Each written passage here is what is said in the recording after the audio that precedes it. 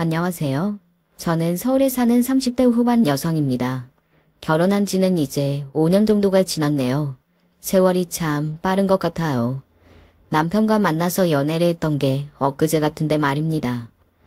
저는 남편과 친구의 소개로 만나 결혼을 했습니다. 저는 살아오면서 받은 사람에 대한 상처가 참 많은 사람이었거든요. 집안 형편이 어려워서 어릴 때부터 일을 해온 탓에 정말로 산전수전 다 겪기도 했고 말이죠. 남편은 그런 저에게 가장 다정했던 사람이었습니다. 힘들어하는 저를 안아주고 제가 무슨 이야기를 해도 다 들어주는 사람 말이죠. 게다가 남편은 조건도 어디 가서 꿀리지 않는 조건들을 가지고 있었거든요. 학벌이라든지 지금 다니는 직장이라든지 그리고 집안 그런 것들 말입니다. 그래서 늘 신기했던 것 같아요. 이렇게 뭐 하나 빠지지 않는 조건의 남자가 어째서 저 같은 여자를 이렇게 좋아해 주는 건지 하고 말입니다. 결혼까지 순조로웠던 건 아니었어요. 저는 고졸이었거든요. 집안 사정으로 대학에 가지 못하고 20살 때부터 일을 해서 돈을 벌어야 했기 때문입니다. 게다가 저희 친정 형편은 당시에도 좋은 편은 아니었고요. 물론 한창 힘들 때보다 나아지긴 했지만요.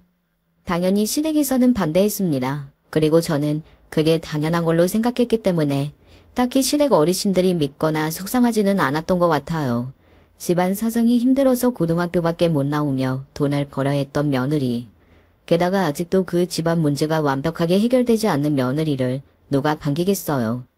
더구나 남편네 집안은 평범한, 아니 그보다 조금 더 잘 사는 여유로운 집안에 남편은 좋은 대학을 나와서 대기업을 다니고 있었는데 말입니다.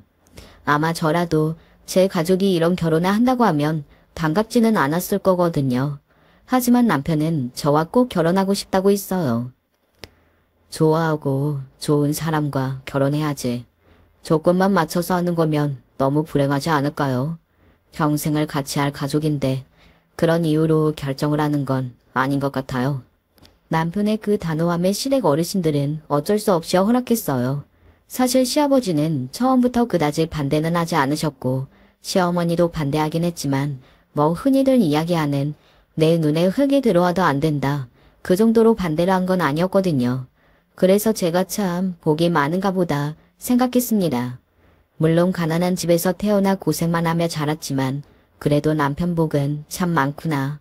그래, 이거면 됐지 하고 생각했어요. 그리고 저희 친정에서도 엄청나게 좋아하셨고 말입니다. 내가 우리 민정이한테 마음의 빚이 참 많은데 이렇게 좋은 집으로 시집을 간다고 하니 그래도 조금 편해지는 것 같아서 얼마나 다행인지 모르네. 자네한테 정말 고마워. 저한테 고마우실 게 뭐가 있어요. 제가 손해보면서 결혼한다고 생각 안 해요. 그냥 좋아하는 좋은 사람이랑 하는 거지. 아마 그 순간 남편이 우리 엄마에게 했던 그 말은 죽을 때까지 잊지 못할 거예요. 언젠가 엄마도 그 말이 정말 고마웠다고 이야기했던 적이 있습니다. 시어머니는 그래도 꽤 단호하게 반대하시는 편에 속하긴 하셨는데 결혼을 준비하는 과정에서는 별 다른 문제가 없었어요. 나중에 들었는데 이왕 시키기로 한 결혼이고 내 며느리로 받아들이기로 한 거면 괜히 이런 트집 저런 트집 잡아서 긁어부스럼을 만드는 일은 하지 않아야겠다고 생각하셨다고 하더라고요. 가족으로 받아들인 아이 좋게 보려고 노력하는 게 당연한 거 아니냐고요. 정말 현명하신 분이라고 생각했습니다. 그래서 저는 시어머니에게 조금이라도 서운하거나 하는 점이 없어요. 그리고 결혼하고 나서도 잘 지냈습니다. 남편에게는 동생이 하나 있었거든요. 그러니까 저에게는 도련님이 되는 셈이죠. 도련님이 결혼을 조금 일찍 하셨거든요. 그래서 저는 손이 동서긴 했지만 그 집안에서 제일 늦게 가족이 된 거고요. 둘째는 똑똑한데 정이 가는 스타일은 아니야. 늘 바빠서 얼굴 볼 일도 자주 없기도 하고. 시어머니가 지나가듯 그렇게 이야기했던 적이 있습니다. 동서는 정이 많은 타입이 아니라는 걸 어렴풋이 알 수 있는 대목이긴 했던 것 같아요. 아무튼 그래서 저와 시어머니는 사이가 더 괜찮은 편이었습니다. 며느리가 둘이지만 하나는 바빠서 잘 얼굴을 보지 못했고 저는 집에서 집안일만 하기도 했지만 음식하는 걸 좋아해서 늘 음식을 하면 시댁에 싸들고 갔었거든요. 자주 보니까 사이가 좋아지더라고요. 물론 시어머니가 좋은 분이었으니까 그럴 수 있었던 거겠지만요. 그래서 저는 사실 결혼하고 속을 썩거나 제 결혼 생활에 지장을 주는 일이 없기는 했어요. 크게는 말입니다. 하지만 잔잔하게 그러면서도 꽤 신경 쓰이게 하는 건 있었어요. 그건 바로 동서였습니다. 사실 동서는 처음 만났을 때부터 첫인상이 그다지 좋지는 않았습니다. 아니 나쁜 편에 속했죠. 그럴 수밖에 없었어요. 상견례 전에 형제들끼리 얼굴을 한번 보는 게 어떻겠냐며 마련된 자리에서 동서는 저에게 이런 말을 했었거든요. 어머, 요즘 같은 세상에도 고졸이 있어요? 우리 세대. 당신은 참 그런 이야기를 이렇게 하는 게 어딨어? 아니, 나는 정말 순수하게 놀라서 그런 건데 악의 없이. 그렇다고 해도 문제야. 저는 괜찮으니까 그만하세요. 사실 괜찮지 않았거든요. 하지만 가만히 두면 두 사람이 혹시나 싸움이 될까봐 그 자리를 그렇게 만들 수 없어서 제가 먼저 웃으면서 괜찮다고 했습니다. 그랬더니 동서가 저를 빤히 쳐다보며 이렇게 묻더군요. 아니, 얼마나 힘들면 대학까지 못 가요? 그러니까요. 요즘은 좀 나아지긴 했는데 그때는 그랬어요. 참 원망도 많이 했는데. 저는 한 번도 들어보지 못한 일이라 놀라서 물어본 거니까 너무 기분 나빠하지 마세요. 요즘 그런 사람 잘 없는 건 사실이잖아요. 네네, 그럼요. 하지만 그 말투 그리고 그 이후의 시선이나 묘하게 저를 무시하는 것 같은 태도가 보였습니다. 제가 과민하게 반응한 건가 싶었지만 만남을 끝내고 집으로 돌아가는 길에 미안하다고 너무 신경 쓰지 말라고 이야기하는 남편을 보면서 혼자만 느낀 게 아니었구나. 그 사람이 나를 무시하고 있던 게 다른 사람에게도 보였구나 하고 생각했기도 했고요. 그렇게 한번 안 좋게 굳어진 첫인상은 쉽게 바뀌지 않더군요. 아니 사실은 동서가 바뀔 틈을 주지 않은 게 더 정확한 일이겠지만요. 동서를 만나기만 하면 꼭 저에게 좋지 않은 소리를 하고 넘어갔습니다. 그러지 않으면 안 되는 사람처럼 말이죠. 아니, 아무리 그래도 어머님 생신인데 생신 선물이 없다는 게 말이 돼요. 그게 뭐가 문제야. 형님이 따로 하셨고 그리고 형수님은 이렇게 엄청난 생신상을 차렸는데 보기만 해도 너무 힘드셨겠구만. 아니, 나는 이해가 안 돼서 그렇지. 당신은 그렇게 꼭 모든 일을 당신이 이해를 해야 하는 거야? 아니, 자기는 무슨 말을 그렇게 해? 당신이 이렇게 이해 안 된다면서 다른 사람들 앞에서 배려 없이 막 말할 때마다 내 낯이 다 뜨거워진다고 몇 번을 말해. 진짜 그 이야기를 여기서 꼭 해야겠어. 그렇게 이야기해도 안 고쳐지니까 그렇지. 내가 그러지 말라고 한두 번 이야기해? 그런데 당신은 바뀌는 게 없잖아. 그런 문제로 이미 도련님과 수차례 싸운 것 같더라고요. 솔직히 마음 같아서는 더 싸우라고 내버려 두고 싶었습니다. 하지만 그날은 시어머니 생신이었어요. 더 큰 소리가 나오면 안 될 것 같아서 제가 서둘러 말렸던 기억이 나네요. 어머님 생신이신데 여기서 큰 소리가 나면 어떻게 해요? 두 분 다 그만하세요. 네? 네, 죄송합니다 형수님. 도련님은 정말 미안한 얼굴로 저를 보며 고개를 살짝 숙였고 저는 살짝 웃어 보였습니다. 동서는 정말 마음에 안 들었지만 그런 식으로 늘 자신의 아내를 단속하고 옳은 말을 하는 도련님 때문에 그때그때 푸는 편이기는 했던 것 같아요. 물론 그렇다고 동서가 좋아지거나 다르게 본다거나 했던 건 절대 아니었지만요. 그렇게 몇 번을 도련님에게 한 소리 듣고 나더니 이제는 도련님이 있는 앞에서는 나름대로 조심하는 것 같아 보이기는 했습니다. 하지만 도련님이 없는 자리에서는 마치 그 시간을 기다리기라도 한 사람처럼 기분 나쁜 말을 꼭 하고 넘어갔어요. 뱃속에 그 아이가 딸이어야 할 텐데요. 왜? 나는 아들이나 딸이나 다 좋은데. 그거 모르세요. 뭐? 첫째가 아들이면 그 아들은 엄마 머리 닮는다고 하잖아요. 그러면 큰일 나는 거 아니에요. 아빠 머리 닮아야 하는데. 아니, 저는 제가 공부를 못했다고 했던 적이 없잖아요. 그저 집안 형편이 힘들어서 대학을 다니지 못했다고 한 거였죠. 동생의 그 말을 듣고 기분이 확 나빠져서 인상을 살짝 찌푸리며 말했습니다. 나는 공부를 못한 게 아니라 그냥 집안 사정이 힘들어서 대학을 못 간 거야. 아니 솔직히 그게 그 말이죠. 공부를 진짜 잘했으면 전액 장학금을 받고라도 대학을 갔죠. 근데 안 간 거면 그만큼은 아니라는 말이잖아요. 그리고 고등학교 때부터 아르바이트 하셨다면서요. 공부를 어떻게 잘해요? 설사 내가 공부를 못했다고 하더라도 그걸 이런 식으로 사람 면전에 두고 할 말은 아니지 않아? 동서는 왜 할 말 못할 말 구분을 못해? 배웠다는 사람이? 그런 제 말에 동서의 얼굴이 순식간에 구려지는 걸 봤습니다. 그 말은 또 기분이 나쁜가 보더라고요. 무슨 말을 그렇게 하세요? 왜? 동서는 아무 말이나 생각 없이 뱉으면서 나는 그렇게 말하는 게 기분이 나빠? 저는 걱정이 돼서 한 말인데요. 상대방이 바라지 않는 걱정은 그냥 주제 넘은 거니까 하지 마. 내가 동서한테 언제 걱정이 달래? 그리고 그렇게 따지면 나도 궁금해서 물어본 건데 왜 배웠다는 사람이 해서는 되는 말, 안 되는 말 구분을 못하는 건지 정말로 궁금해서.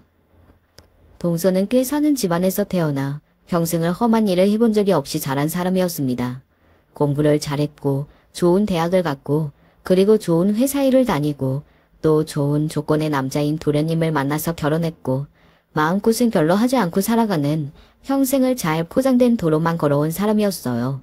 하지만 저는 달랐잖아요. 평생을 사람들에게 가족들에게 치여가며 돈 때문에 들은 소리 못 들을 소리 다 들어가면서 험한 곳만 다니고 험한 일을 겪어오면서 산 사람이었습니다. 일찌감치 시작된 사회생활로 눈치도 빨랐고 말이죠. 이런 사람들에게 공통적인 특징이 있다면 누가 속상한 말을 한다고 해서 누가 나를 무시한다고 해서 쉽게 기가 안 죽어요. 그러면 살아남을 수 없다는 걸 그 누구보다 잘 알고 있으니까요. 그리고 한 가지 더 말빨이 엄청나게 세다는 것이었습니다.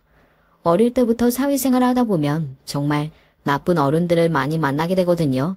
한 분이라도 주지 않기 위해서 어떻게든 제 흠을 잡아내는 그런 사람들 말입니다. 또 그런 사람들과 싸우려면 말을 잘해야 했어요. 그리고 동서가 모르는 가장 결정적인 사실 하나. 저는 진짜 공부를 잘했습니다. 장학금을 받고 대학에 갈 수도 있었지만 그렇게 하지 않은 건 그 시간에 돈을 벌어야 했기 때문이었어요. 학교에 다니면 돈을 벌지 못하니까요. 봉서는 저에게 말싸움으로 이길 수 없었습니다. 게다가 늘 말도 안 되는 소리로 먼저 시비로 걸어오는 쪽이 그쪽이니 더더욱 논리적으로 저를 이길 수 없었고 말이죠.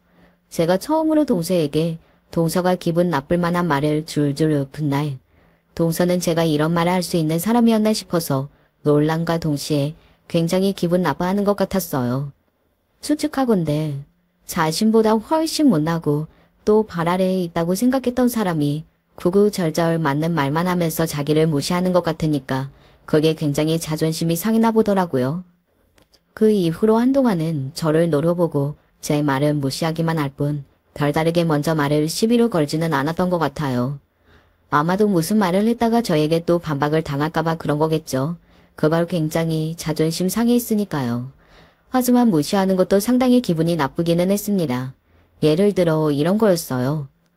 동서, 저기 베란다에 어머님이 내놓으신 과일 있거든? 그것 좀 가져다 줘.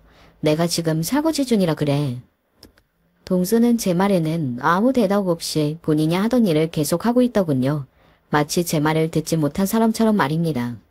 그래서 제가 다시 한번 동서 하고 불렀지만 동서는 여전히 제 말을 듣지 못한 사람처럼 본인이 하던 일을 하고 있었어요. 둘째야, 베란다에서 사과 좀 가지고 와라. 네, 어머니. 확실하게 알 수 있었습니다. 거실에서 들려온 시어머니의 별로 크지 않는 소리를 듣고서는 바로 몸을 움직이는 동서를 보면서 말이죠. 아, 나를 의도적으로 무시를 하고 있구나. 그런 확신 말입니다. 그게 더 기분이 나쁘기는 하더군요. 마치 사람 취급도 못 받는다는 느낌이 들었어요. 그런 동서의 행태는 계속되었습니다. 더 속이 훤하게 보였던 건 다른 사람들과 함께 있을 때는 그러지 않는다는 점이었어요. 정말 얄밉고 속이 터져서 뒤통수로 한 대 때리고 싶다는 생각도 있었던 것 같습니다. 제가 참다 못해 한 번은 물어봤어요. 내 말을 일부러 무시하는 거야? 그런 제 말에 동서는 저를 잠깐 보더니 다시 시선을 돌리며 저를 무시하더군요. 그래서 제가 낮은 목소리로 다시 동서를 불렀습니다. 동서. 제가 그렇게 부르자 동서는 다시 저를 바라봤어요. 그리고는 저를 보고 살짝 웃더군요. 굉장히 기분이 나빠지는 비웃음이었습니다. 사람이 어떻게 저렇게 못될 수 있을까 하는 생각을 했던 것 같아요.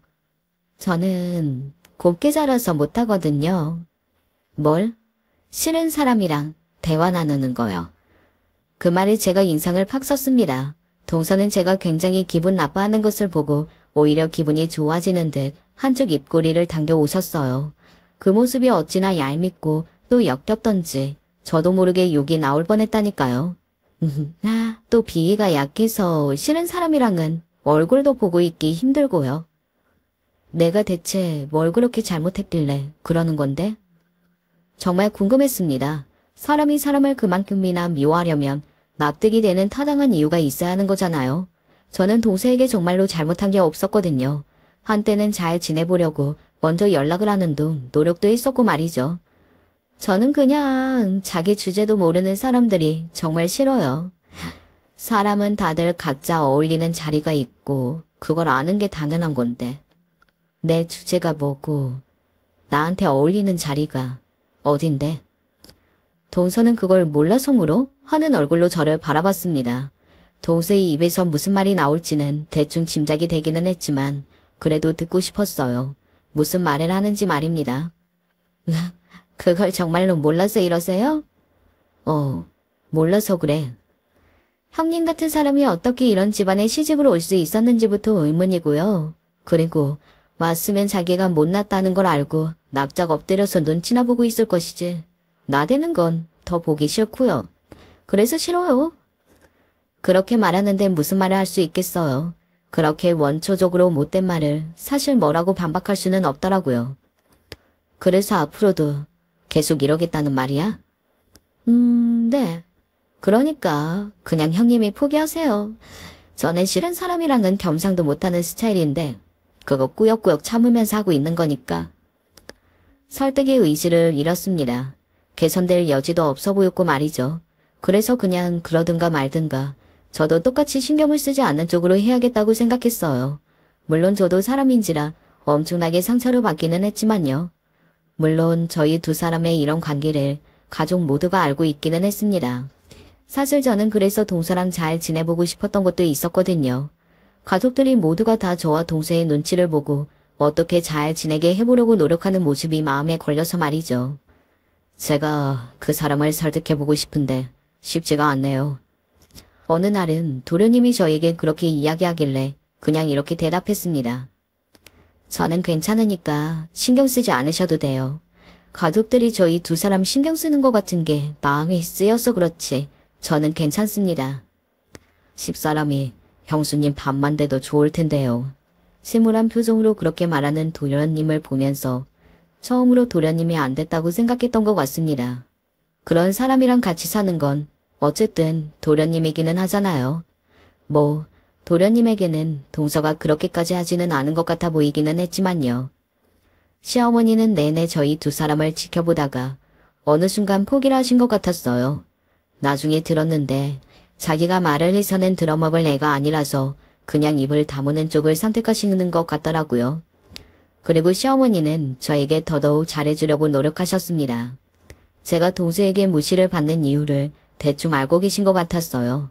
그래서 제가 상처를 받을까봐 더더욱 잘해주신 것 같고요. 그렇게 시간이 몇 년이 흘렀습니다. 동서도 정말 징하고 대단한 사람이죠. 몇 년을 저를 무시하고 아무 대답도 하지 않으면서 살아온 거니까요. 그래서 그냥 서로 투명인간 취급하는 거에 익숙해졌던 것 같아요. 이제는 동서가 먼저 말을 걸어오면 놀랄 것 같다는 생각을 할 정도였으니 말 다 했죠. 그러는 동안 저는 딸아이를 낳았고 그 딸아이가 이제 4살이 되었습니다. 제 딸아이로 인해 동서와 제 사이가 한 번 더 변하게 되었어요. 지금부터는 그 이야기를 해드릴게요. 제 딸이라서 하는 말이 아니라 저희 딸아이는 정말 똑똑했습니다. 모두가 입을 모아 그렇게 이야기할 정도였으니 정말로 그랬어요. 이런 일에 오버하지 말자고 늘 생각하는 저도 남다르긴 하다고 생각했으니까요. 하정이는 진짜 천재라니까요, 엄마. 내가 어지간하면 지 딸 좋아 죽는 팔불출이라고 할 텐데 하정이는 정말 그런 것 같기는 하다. 아까 여무를 주르륵 읽더라니까. 그것도 단어도 아니고 문장을. 그러니까요. 한 번도 집에서 가르쳐 준 적이 없는데. 그 말을 가만히 듣고 있던 동서가 되물었어요. 동서는 평소에도 저희 딸아이의 교육 문제에 정말 관심이 많았거든요. 정말 따로 가르치는 거 없으세요? 네, 유치원 보내는 거 말고는 없어요. 그 유치원이 비싸고 좋은 유치원도 아닌데 어디서 저런 걸 다 보고 배웠을꼬? 시어머니는 아마 저희 딸아이를 칭찬한다고 그 말씀을 하신 걸 겁니다. 하지만 시어머니의 그 말은 동서의 심기를 불편하게 하고도 남음이 있었어요. 동서는 하나뿐인 자기 아들의 교육 문제로 꽤나 골머리를 썩이고 있었거든요. 조카는 올해 6살이 되었습니다. 이제 곧 있으면 초등학교에 가야 한다며 그 어린애에게 과일을 몇 개나 시켰어요. 도련님은 너무 어릴 때 그렇게 시키면 애가 공부에 재미를 하나도 못 느끼고 질려서 나가 떨어진다고 말했지만 동서는 어릴 때부터 어느 대학에 갈지 다 정해져 있는 거라고 본인의 생각을 꺾지 않았어요. 그런데 조카는 동서가 만족할 만큼 공부를 잘하지는 못했었거든요. 그래서 굉장히 스트레스를 많이 받아 하는 것 같았고 말이죠. 그런 와중에 사교육 하나 제대로 안 시킨 저희 딸이 천재 소리를 듣고 있으니 동서 같은 사람은 더더욱 짜증이 날 수밖에 없기는 했을 겁니다. 애가 다행히 엄마 머리를 안 닮았나 보네요. 몇 년 만에 먼저 저에게 말을 건 첫마디가 그거인 것만 봐도 동서가 얼마나 많이 긁혔는지 알 수 있는 부분이었어요. 저는 그런 동서에게 예전에 동서가 저에게 했던 말을 그대로 돌려줬었습니다. 그러기나 말이야. 딸이라서 그런가? 딸인 게 뭐가요? 전에 동서가 나한테 그랬잖아. 첫째가 아들이면 그 아들은 엄마 머리를 닮는 거라 걱정이라고. 그래서 딸이어야 할 텐데 하고. 제 그 이야기를 듣는데 동서가 더 구려질 수 없을 정도로 인상이 구려지더군요. 지금 자신의 아들이 아무리 가르치고 노력을 해도 동서가 원하는 만큼 나오지 않은 상황이었으니까요. 똑똑한 사람이라 그런지 제가 그 말을 한 의중을 단번에 눈치를 채더군요. 그거 지금 일부러 저 들으라고 하신 말씀이시죠? 동서가 한 말이니까 동서 들으라고 한 말이지. 그럼 뭐야? 나랑 지금 대화 나누고 있는 거 동서잖아. 아니, 우리 애가 저를 닮아서 공부를 못한다는 말씀이잖아요. 설마 그러겠어? 동서는 학교도 무려 2대씩이나 나왔는데. 제가 처음 말씀드렸죠. 동서는 흔히 이야기하는 2대 나온 여자였습니다. 그리고 자신이 졸업한 학교에 대한 프라이드가 엄청났기 때문에 그걸로 저를 무시한 적도 많았었고 말이죠. 언제 한 말인데 그걸 여태 마음에 담아두세요. 초전하게. 마음에 담아둔 게 아니라 지금 딱 그게 생각이 난 건데. 진짜 내가 말을 말자. 이런 사람이랑 무슨 대화를 하겠다고. 나랑 대화하려고 말 건 거였어? 그런 사람의 첫마디가 내가 엄마 안 닮아서 다행이네요. 다니. 동서는 정말 남이랑 대화하는 방식이라는 걸 모르나 봐. 제가 그랬죠. 말로는 동서는 저를 절대 이길 수 없다고 말입니다. 제 그 말을 들은 동서가 얼굴이 시뻘개지더군요. 분노인지 부끄러움인지는 모르겠지만요. 그렇게 며칠이 더 지났습니다. 원래는 시댁 식구들과 동서네까지 다 같이 모이는 일이 흔하지는 않았거든요. 저와 동서가 사이가 안 좋은 걸 모든 가족들이 알고 있었기 때문에 다 같이 만나는 자리를 되도록 만들지 않았습니다. 지금 사연을 쓰면서 생각하니 그 부분이 가족들에게 매우 미안하네요. 다 같이 모여서 식사를 하는 자리에서 다시 딸아이의 칭찬이 나왔습니다. 어제 저 사람 하정이 유치원 원장 만나고 왔잖아요. 왜? 하정이 무슨 일 있어? 우리 원에만 있기는 아이가 너무 아깝다고 자기가 아는 다른 곳 추천해 주던데요. 자기가 추천하면 갈 수 있을 거라고. 어린애를 그렇게 벌써 돌려도 되나 싶기는 한데. 그래서 바로 그렇겠다고는 안 하고 생각해보겠다고 했어요. 그 이야기를 가만히 듣던 동서가 남편에게 물었습니다. 그게 어딘데요? 어디랬더라? 우리 동네에서 제일 유명한 유치원이라고 했어. 아주버님 동네에서요. 그러면 하나밖에 없는데. 동서는 그렇게 이야기하며 인상을 확 구겼습니다. 그 기분 나쁜 표정을 감출 생각도 하지 않더라고요. 그도 그럴 것이 그 유치원은 동서가 보내려다가 실패한 곳이었어요. 테스트를 보고 떨어졌다고 동서가 굉장히 열받아 한다는 이야기를 들었던 적이 있었거든요. 그런데 저희 아이가 그런 곳을 추천을 받아서 갈 수 있다고 하니 엄청나게 화가 난 듯 보였습니다. 그리고 아마 동서는 이성을 잃었던 것 같아요. 그동안은 그래도 조심하던 사람이 그 이야기를 듣고서는 기분이 나쁜 티를 식사하는 내내 티를 냈으니까요. 원래는 그런 티를 내는 것도 저한테 지는 걸로 생각해서 내지 않던 사람이었거든요. 그러고는 사고지라 하는 제 옆으로 와 말을 걸었습니다. 사실 저는 알고 있었어요. 그날도 저에게 말을 걸어올 거라는 사실을 말입니다. 그 유치원 보내실 거예요? 아직 고민 중인데. 왜? 왜요? 저는 궁금해하면 안 돼요. 아니, 나한테 원래는 말도 안 거는 사람이 유독 우리 애 교육에는 민감하게 반응하니까 나도 궁금해서 그러지. 제가 언제 민감하게 반응했다고 그러세요? 그냥 학부모의 처지에서 관심이 많은 거지. 뭐, 그럼 그런 거겠지. 그렇게 이야기하고서는 저는 다시 설거지했습니다. 동서는 저의 그런 태도에 더더욱 기분이 나빠지는 듯 급기야 옆에서 씩씩거리기까지 하더군요. 그게 그렇게까지 할 일이라는 것도 다시 생각해도 정말 어이가 없네요. 지금 저 무시하는 거죠? 내가 동서면 몰라도 내가 동서를 무시한다고? 제가 어이가 없어서 그렇게 되물었습니다. 저는 동서처럼 누군가 저보다 못하다는 이유 하나만으로 무시하는 그런 사람이 아니거든요. 그리고 그런 사람들이 굉장히 천박하다고 생각하고 있는 사람에게 그런 말을 하니 어이가 없더군요. 더구나 저를 그런 이유로 내내 무시하는 사람에게 말이죠. 딸내미가 공부 좀 잘한다고 천재 소리 좀 듣는다고 이긴 것 같으세요? 이겨? 내가 뭘 누구한테 이겨? 제가 정말 어이가 없고 황당해서 되물었습니다. 그 말인 즉슨 동서는 항상 저를 두고 자신이 이겼다고 생각하며 지내왔다는 거잖아요. 그러니 저를 그렇게 무시하고 사람을 그렇게 대했구나. 한 방에 이해가 되기는 했던 것 같아요.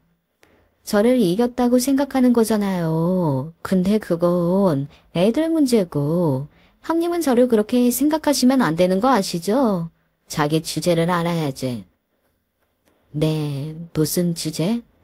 내가 동서보다 못한 게 뭐가 있는데? 나는 지금 내가 동서보다 훨씬 나은 삶을 살고 있다고 생각하는데 나는 누군가 때문에 불행하지도 않고 누구랑 끊임없이 경쟁하는 기분으로 살지도 않아. 그리고 내가 누구보다 낫다는 이유로 사람을 무시하는 짓도 안 하고 살고. 누가 더 나은 인생인데? 제 말을 들으면서 동생의 얼굴이 실시간으로 시뻘겋게 달아오르는 게 보였습니다. 굉장히 화가 많이 난 듯 보였어요. 그리고 그건 맞았습니다. 이성을 잃지 않고서야 내뱉을 수 없는 말을 뱉었거든요. 아니 이게 진짜 주제도 모르고 어디 밖에 나가면 나랑 겸상도 못할 인간이. 동서, 무슨 조선시대 살아? 무슨 겸상타령이야. 배운 사람 맞기는 해? 야, 뭐. 그리고 배웠다는 사람이 이렇게 선이 동서한테 반말하면서 할 말 못할 말 구분도 못해. 나는 동서를 보면 똑똑하다는 생각이 전혀 안 드는데 단 한 번도 그런 생각을 했던 적이 없어. 이렇게 늘 몰상식하게 나오니까. 제 그 말에 이성을 잃은 동서는 해서는 안 되는 말을 저에게 했습니다. 그리고 동서의 그 말은 결과적으로 제 인생을 바꿔놨어요. 고졸 주제 깝치지 마. 죽기 싫으면. 알겠어. 저는 그 말을 듣고 한동안 입을 떡 벌리고 무슨 말을 못했습니다. 무슨 말을 어떻게 해야 할지 모르겠더군요. 그러다 이렇게 대답했어요. 대학 나온 게 무슨 소용인지 모르겠네. 이렇게 인성이 바닥인데. 뭐? 야, 내가 깝치지 말랬지. 동서는 그렇게 소리를 지르며 제 머리채를 잡았어요. 워낙 크게 소리를 질렀던 탓에 온 집안 식구들이 다 부엌으로 들어오는 사태가 발생했습니다. 저는 동서의 머리채를 잡지 않았거든요. 식구들은 동서만을 말리면 되었어요. 그리고 동서는 시댁 식구들에게 정말 크게 돌아가며 혼이 났습니다. 물론 정신을 차렸을 걸로 생각하지는 않아요. 도련님이 거의 석고되지 않은 심정과 태도로 저에게 사과를 했습니다. 그런 도련님을 보는데 더 이상 뭐라 말할 수 바뀌겠더라고요. 그냥 이렇게 말했어요. 동서는 절대 안 바뀔 것 같으니까 이제 되도록 마주치는 일이 없도록 해요. 네, 정말 죄송합니다, 형수님. 제가 따끔하게 뭐라고 하겠습니다. 그래도 안 바뀔 거예요. 제가 자조적으로 그렇게 말했습니다. 제 그 말에 도련님이 땅에 꺼지라고 한숨을 쉬던 게 기억이 나네요. 그리고 도련님은 정말로 동서를 크게 뭐라고 한 것 같더라고요. 전에 듣기로는 이혼 이야기가 나오기까지 했다고 했습니다. 그래서 그런지 동서가 사과를 하겠다며 찾아왔더라고요. 사과하려고 보자고 한 거 아니야? 사람을 불러내서는 아무 말을 하지 않고 앉아서 저를 빤히 노려보기만 하는 동서를 향해 말했습니다. 동서는 그런 목적으로 나오기는 했지만 도저히 입이 떼어지지 않는 것 같더라고요. 그렇게 약 10분 정도를 대치하다가 제가 먼저 이렇게 이야기했어요. 사과 안 해도 돼. 어차피 동서 억지로 하는 거 알고 있고 그런 사과 받아봐야 의미도 없고 그냥 앞으로 그런 말할 거면 말도 걸지 마. 한 번만 더 이런 일 있으면 그냥 다 뒤집어 엎을 거니까. 나 같은 사람이 그러면 정말 문제 커지는 거 한번 보여줄게. 그렇게 말하고서는 나왔었습니다. 결국 동서에게 사과 한마디 듣지 못한 셈이 된 거죠. 도련님에게는 그냥 받은 셈 칠 테니 더 이상 그 일로 말이 안 나왔으면 좋겠다 하고 그 일을 마무리했습니다. 하지만 저는 그때부터가 시작이었습니다. 제가 그 이후로 다시 시작한 게 있었거든요. 뭐냐고요? 바로 수능 공부였습니다. 앞서 이야기했지만 저는 공부를 못한 게 아니었어요. 정말로 돈을 벌어야 했기 때문에 대학에 가지 않은 거죠. 그런데 동서의 그런 말을 들으니 오기가 생기더라고요. 기필코 내가 동서보다 좋은 대학의 졸업장을 가지고 말겠다는 오기 말입니다. 그리고 사실 남편은 아주 예전부터 제가 다시 공부를 시작했으면 좋겠다고 이야기를 했었고 말이죠. 제가 공부를 잘했다는 걸 알았거든요. 집안 형편 때문에 그만뒀다는 것도 다 알고 있었고 말이죠. 그렇게 저는 공부를 시작했습니다. 정말 악착같이 했던 것 같아요. 원래 머리가 좋은 편이었고 공부를 잘하기는 했지만 책을 들여다보지 않은 게 너무 오래되기도 했고 나이가 들어 머리가 둔해지기도 했고 말이죠. 하지만 하다 보니 금방 감을 찾기는 하겠더군요. 1년간 남편이 아이를 봐주고 집안일도 대신해줬습니다. 그리고 시댁에서도 제가 공부를 다시 시작했다는 것을 알고 있었어요. 그리고 그 소식은 동서의 귀에도 들어갔고 말이죠. 지나가듯 동서가 이렇게 이야기했던 게 기억이 나네요. 연병을 떤다. 제가 그렇게 해서 지금 이대라도 갈 수 있을 것 같아. 하여간 주제를 모르는 인간들이 정말 웃긴 것 같아. 저에게 직접 하는 말은 아니었지만 통화를 하는 척하면서 제가 들으라고 한 말인 것은 분명했어요. 그런 동서의 태도는 저의 전투력만 상승시켜줬습니다. 정말 이를 악물고 공부를 하게 되더군요. 그 부분은 지금 생각해도 동서에게 감사한 부분이네요. 저를 이렇게 이를 악물게 해준 1등 공신이니 말입니다. 그렇다고 해도 쉬운 길은 아니었습니다. 하지만 저는 결국엔 해냈어요. 가채점이 이렇게 잘 나온 거면 서울대 넣어봐도 되는 거 아니야? 정말 점수가 잘 나왔거든요. 뭐 제가 열심히 한 것도 있기는 했지만 운도 좋았던 것 같아요. 제가 열심히 공부를 했던 부분에서 출제가 많이 되었더라고요. 내 생각보다 너무 잘 나와서 나도 좀 당황스럽기는 해. 그런데 일단은 넣어도 떨어질 수도 있으니까 일단 아무한테도 이야기하지 마. 성적이 잘 나왔다고 해도 원서를 어떻게 쓰느냐에 따라서 대학을 붙고 안 붙고는 달라지는 문제잖아요. 그래서 괜히 설레발을 떨다가 또 동서에게 구실 하나 주는 게 되는 게 아닌가 싶어서 남편에게는 제가 수능을 잘 봤다는 사실을 시댁에게 말하지 말고 비밀로 해달라고 이야기했습니다. 남편은 그렇게까지 해야 하나 하다가도 또 자신의 재수씨 성격을 생각하고는 금방 납득을 했던 것 같아요.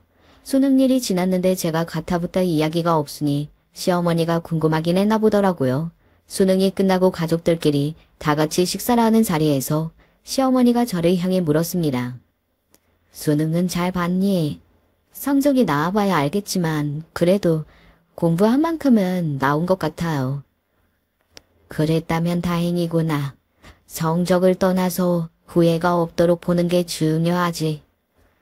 그 대화를 그 누구보다 귀를 쫑긋하고 듣는 사람이 있었습니다. 네, 다름 아닌 동서였어요. 동서는 제가 수능을 잘 봤는지, 잘 봤으면 얼마나 잘 봤는지 엄청나게 궁금해하는 것 같았어요. 아마 절대 그럴 리 없다고 생각은 하면서도 내심 불안하기도 했겠죠. 혹시나 하는 마음에 말입니다. 잘 보셨으면 바로 자랑하지 않은 거 아니에요? 나중에 합격 발표 나기 전까지는 설레발 떨지 않기로 했어. 그래도 엄청 잘 보면 그냥 자랑하던데. 형님은 그만큼은 아닌가 봐요.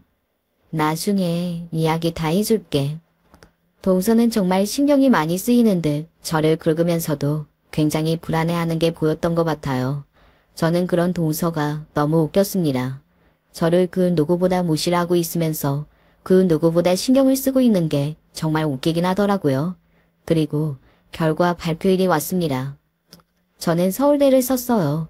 고등학교 때 정말 가고 싶었던 학교였는데 거의 20년이 지난 지금 다시 그 학교에 원서를 넣고 발표를 기다리는 그 모든 상황에 마치 드라마 속 한 장면처럼 현실감이 없었던 것 같아요.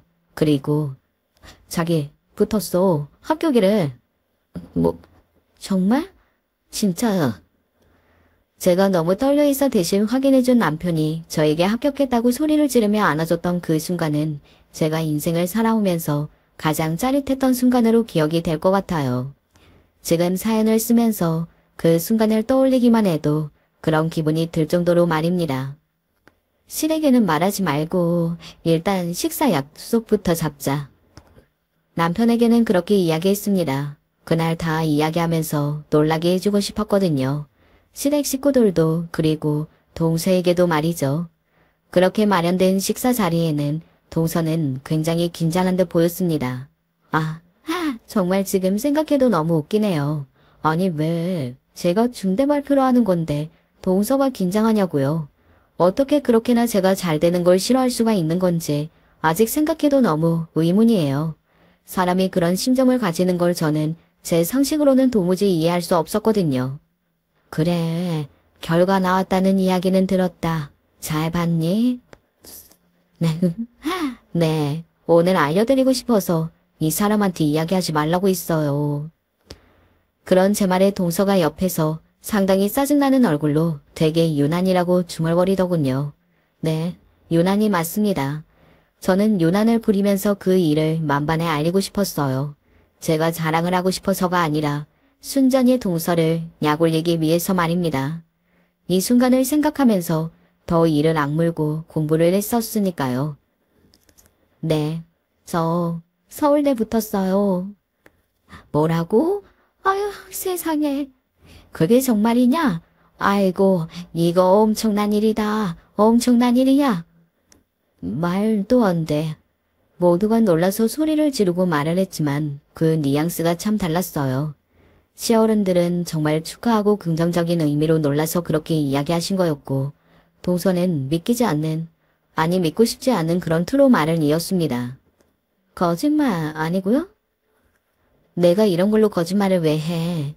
금방 들통날걸. 그게 가능하다고요? 아무리 공부를 잘했다고 해도 지금 고등학교 졸업한 지 20년이 다 됐는데? 내가 머리가 좀 많이 좋은가 보지.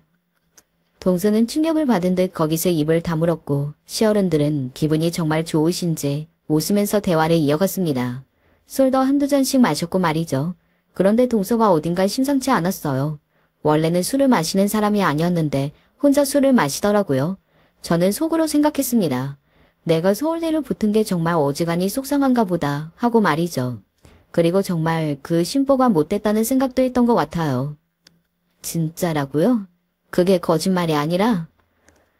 심지어 동서는 부엌으로 물을 가지러 온 저를 따라와서 그렇게 묻더군요. 왜? 그렇게 안 믿겨져? 지금 서울대 사이트 접속해서 보여줘? 아니 어떻게 그럴 수가, 어떻게 그럴 수 있지? 왜? 내가 더 좋은 대학 나오게 돼서 그게 그렇게 분해. 동서는 그런 제 말에 저를 빤히 쳐다봤어요.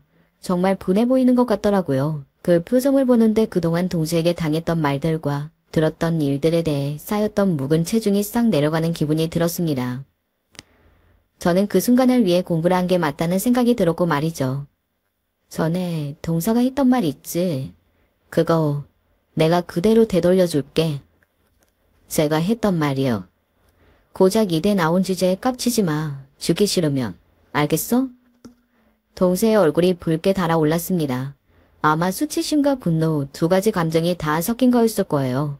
동서는 이를 꽉 깨물더니 저를 노려보고서는 이렇게 말하더군요. 그 이야기 하고 싶으셔서 열심히 하셨나 봐요? 뭐 그게 전부는 아니지만 동서가 내 원동력이 된 것도 맞지. 그래서 고맙게 생각하고 있어. 합격 발표 보는 순간 동서한테 정말 고맙더라. 내가 언제 밥 한번 살게. 그때 그 말에 동서는 저를 가만히 노려보더니 그대로 부엌을 나갔습니다. 정말 통쾌하다 사이다를 마신 기분이다. 뭐 이런 게 지금과 같은 상황을 두고 하는 말이구나 하는 생각이 들더라고요. 정말 너무 통쾌하고 기분이 좋았거든요. 부엌을 나가고 보니 동서가 없더라고요. 남편이 저를 보고서는 어깨를 으쓱했습니다. 재수 씨는 몸이 좀 안 좋다고 먼저 갔어. 하지만 동서의 그 말을 믿는 식구들은 그 누구도 없었을 겁니다. 심지어 도련님조차 말이죠. 그날은 그렇게 마무리가 되었습니다. 그리고 그 뒤로 저는 너무 바쁘고 정신없는 나날들을 보냈어요. 나이가 40이 다 되어서 신입생이 되는 거니까 말이죠. 그리고 적응하느라 정신이 하나도 없기도 했고요. 물론 20살 때 안에 학교 생활과는 달랐겠지만 그래도 저는 하루하루가 즐거웠던 것 같아요. 뒤늦게라도 꿈을 이뤄가고 있다는 생각에 저 자신이 대견하기도 했고 말이죠. 그리고 그 뒤로 한동안 또 동서를 만나지 못했습니다. 제가 정신이 없기도 했고 동서가 저를 피하는 건지 어떤 건지 실에게도 잘 오지 않았거든요. 그러던 중에 이런 이야기를 듣게 되었습니다. 아이고, 둘째 내가 지금 이혼을 한다만다 아주 지랄이 난 것 같더구나. 왜요? 무슨 일 있어요?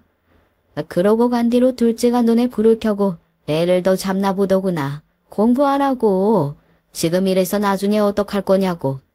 동서는 저와 그렇게 헤어지고 그 다음부터 조카로 엄청나게 잡아댔다고 하더군요. 공부를 안 하면 때리기까지 하면서 말입니다. 그 누구도 이야기하지는 않았지만 그건 저에 대한 열등감과 경쟁심 때문에 그렇게 된 걸로 생각하는 것 같았어요. 물론 저도 그랬고 말입니다. 그래서 둘째가 애를 그만 잡으라고 여러 번 말했는데 들어먹지를 않아서 이혼하자고 이야기를 하나 보더라고. 도련님은 그만하라고 했지만 동서는 그러지 않았고 결국은 이혼 이야기까지 진지하게 나오고 있는 것 같았습니다. 동서는 아직도 정신을 차리지 못한 것 같았고 말이죠. 아마 그동안은 저희 아이가 자기 아이보다 공부를 잘해도 자신이 좋은 대학을 나왔고 그걸로 저를 깔볼 수 있다고 생각하고 덜했던 건가 보더라고요. 저마저 자신보다 학벌이 좋아지니 이성을 잃은 건지 아니면 돌아버리는 건지 애꿎은 아이를 잡는 것 같았고요. 이혼하느니 마느니 하는 소리가 나오고 나서 동서를 한번 만났던 적이 있습니다. 시간을 내서 일부러 만난 건 아니고 우연이었어요. 저희 딸아이로 옮긴 유치원으로 데려다주고 나오는 길이었어요. 형님이 여긴 왜? 하정이 유치원 옮겼어요? 여기로 옮겼어. 좋으시겠어요? 뭐 본인이 여기를 더 좋아하네? 지금 자랑하시는 거예요? 아니 우리 애는 억지로 시켜서 겨우겨우 하고 있는데 지금 하정이는 지가 좋아서 하는 거라고 저한테 자랑하시는 거냐고요. 아니 그 말이 어떻게 그렇게 돼. 형님은 사사건건 다 저한테 자랑하시려고 뭐든 하시는 분이잖아요. 나는 그런 적 없어. 먼저 시비를 건 것도 나를 무시한 것도 동서지. 내가 공부를 열심히 한 건 그저 증명해 보이고 싶었을 뿐이고. 말만 번지르르 하지. 그 속내를 누가 모를 줄 알아. 저는 이혼 이야기가 나오면서 동서가 조금이라도 정신을 차렸을 걸로 생각했거든요. 하지만 아니었더라고요. 그냥 여전하더라고요. 아니 더 심해진 것 같았습니다. 동서의 그런 모습을 보니 도련님도 조카도 하루라도 빨리 탈출을 해야겠구나 하는 생각이 들었고 말이죠. 지금 시점에 이야기를 해드릴게요. 동서는 이혼을 동의하지 않고 있고 도련님은 소송을 생각하고 계신 걸로 알고 있습니다. 다른 문제라면 다 참고 살 수 있는데 조카가 너무 힘들어하는 것 같아서 그걸 가만히 두고 볼 수만은 없으시다고 말이죠. 그리고 시댁 어르신들도 다 동의하셨고요. 도련님은 한번 마음을 먹으면 하는 사람이니 아마도 소송을 하기로 최종적으로 마음을 먹으면 끝까지 가실 거예요. 동서도 그걸 알 텐데 왜 저렇게 바뀌지 않은지 모르겠다는 생각을 하는 요즘입니다. 그래도 이혼까지는 안 할 거라고 생각하는 건지 아니면 그 이상으로 저에 대한 열등감이 큰 건지 말이죠. 사람이 사람에게 열등감을 느껴서 그걸로 인해 고통스러워하고 이성을 잃게 되면 얼마나 추해지는지 동서를 보면서 많이 깨달았던 것 같아요. 그리고 그런 동서가 조금 안 됐다는 생각도 듭니다. 본인도 지옥에서 살고 있을 테니까요. 오늘 제 사연은 여기까지입니다. 이 이야기의 결론이 최종적으로는 어떻게 날지는 모르겠지만 제 개인적인 바람은 동서가 하루라도 빨리 정신을 차리고 이제는 더 이상 본인도 남도 괴롭히지 않고 살았으면 좋겠어요. 이건 정말 진심으로 그렇게 바라는 겁니다. 모두를 위해서 말이죠. 고통받는 건 모두가 마찬가지이고 어쨌든 도련님도 조카도 아내나 엄마가 없는 것보다는 있는 게 나으니까요. 정말 정신을 좀 차렸으면 좋겠어요. 저는 이제 그만 사연을 줄일게요. 긴 이야기 마지막까지 들어주셔서 감사합니다. 늘 건강하세요. 그닥 특징 없는 인생을 살아왔던 저에게 요즘 일어난 일들은 참으로 얼떨떨해서 참 실감이 나지 않아요. 지인에게 살짝 운을 띄워가며 말을 했는데 제 일 가지고 빈정도 조롱도 동경도 질투도 뭣도 아닌 반응을 보이길래 참 싫더라고요. 역시 가까운 사람한테는 말하는 게 아니다 싶었고 괜히 흉이나 잡힐 것 같아서 여기 익명 공간에다가 털어놓으려고 합니다. 끝까지 들어주시길 부탁드립니다. 저는 꽤 오랫동안 시어머니를 모시고 살았어요. 안 그래도 저희 엄마는 본인이 오래도록 할머니를 모시고 사셨기 때문에 너만은 꼭 장남한테 시집을 안 보낸다고 하셨어요. 차남 아니면 결혼 허락 못한다고 그렇게 벼르고 계셨고 저는 그 바람을 딱히 이뤄드리겠다는 생각은 아니었어요. 그런데 어쩌다 보니 이렇게 차남이랑 결혼하게 되어서 같이 살게 되었는데요. 꼭 친정 엄마의 말이 아니라고 해도 누가 시어머니 모시면서 같이 살고 싶겠어요. 저도 썩 바라지 않았는데 사정상 결혼 3년 차부터 함께 살게 되었어요. 왜냐하면 엄연히 큰 아주버님이 있음에도 불구하고 아프신 어머니를 모실 상황이 되지 않았기 때문이에요. 우리 아주버님이라고 하면 진짜 할 말이 많은데요. 제가 직접적으로 뭔가 피해를 받다든지 하는 사실들은 딱히 없지만 이 집에서 아주 어마어마하게 사고를 쳤던 분이세요. 아마 어머니가 아프시게 된 상황에도 한 몫을 하셨는데 그럼에도 불구하고 본인은 못 모신다고 난리를 쳐대서 집안 꼴이 아주 말도 아니었어요. 저도 웬만하면 안 모시겠다고 버텨볼 생각이었는데 그때 집 상황이 아주 심각하지 뭡니까? 그날 진짜 어마어마하게 고상이 오갔었어요. 남편 역시 자기 형한테 엄청나게 대들었고요. 형 때문에 엄마가 저렇게 아픈 거 아니야. 아버지가 형한테 물려주신 유산도 혼자 거의 다 빼먹더니 이런 식으로 나올 거야? 명수 너 말이는 단 줄 알아? 엄마 아픈 게 왜 내 탓이야? 네가 사업이 망하고 싶어서 망했냐? 나라곤 거 너처럼 직장이나 다니면서 엄마한테 돈 몇 푼 갖다 드리는 거 못하는 줄 알아? 동생이란 녀석이 형한테 말하는 꼬라지하고 내 꼬라질? 말 다 했어. 듣다 보니까 점점 상황이 험악해졌고 가운데 계신 어머니도 더 힘들어 보이셨어요. 얘들아 그만해라 그만해. 니들 싸우는 소리 때문에 내 몸이 더 죽겠다. 오래 산 게 죄지. 내가 왜 살아서 이런 꼴을 보고 사는지.